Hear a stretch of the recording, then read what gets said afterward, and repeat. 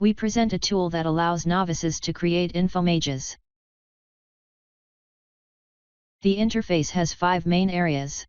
The resource input area where users can import their data, and select a background image retrieved from the web, or import their own image. The canvas area where users can preview the infomage and manipulate the chart elements. The chart editing tools, which allow users to set various properties of the chart, such as the color, glow, size, axis, and various other properties. The distortion estimation indicators, that inform users about possible distortions in the various encodings. The post-processing tools, which allow users to format the text elements, and apply image filters to the background, giving the infomage an artistic style. The tool allows users to import data from CSV files. Once a data file is selected, the data is loaded into a table, and a plot is generated in a preview pane. Our tool also retrieves images associated with the topic of data from the web. Users can either select one of these images, or import their own image. Let's move on to infomage creation. We start with the fill style infomages. To start off, we load the lipstick data set. The tool loads the data and retrieves a set of images related to lipstick.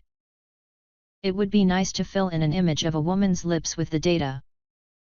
We do so by using the fill tools to embed the data. To fill the lips, we need to mark the lip area by creating a mask. This is done by using the masking tool.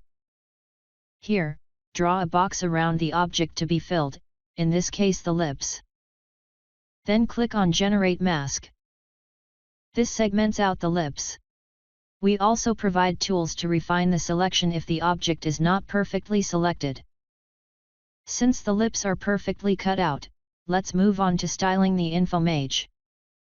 Users can select color schemes from a set of predefined color palettes. They can modify the colors if they prefer to do so. Users can also specify how the region should be divided. They can select from radial, horizontal, and vertical. In this case, radial seems to be the most suitable. Users can also specify the encoding upon which the chart will be radially divided. They can choose between angle, area, or arc length. The center of the pie chart can also be moved, and label distance from it can be changed. Once they are done, the infomage can be saved as an image. We can also fill multiple objects in an image. Here, let's select the American troops in Afghanistan data set.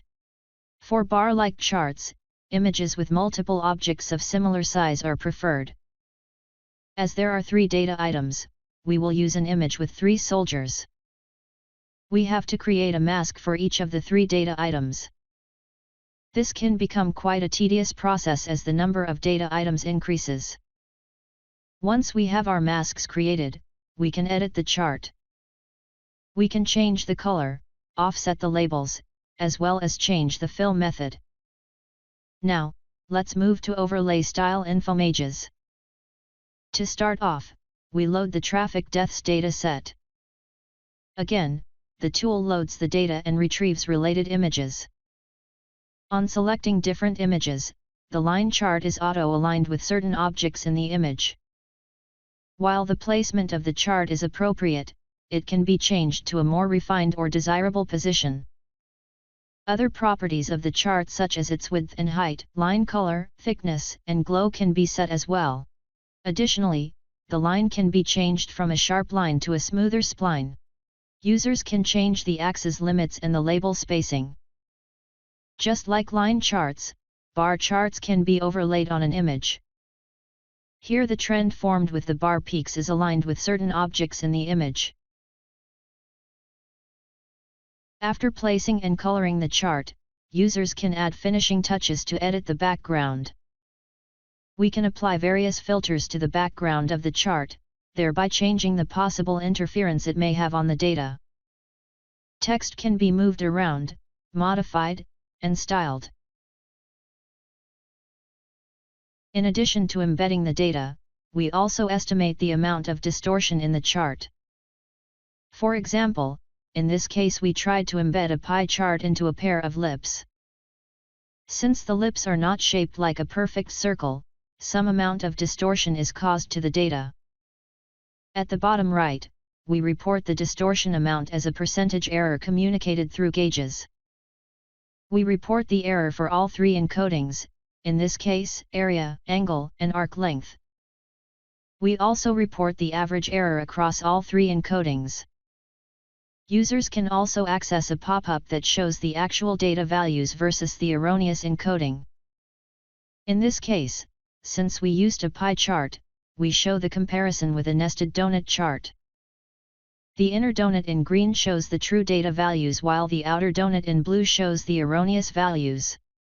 We also allow the user to optimize for all three encodings. Here, we use simulated annealing to minimize the error. For details, please refer to our paper.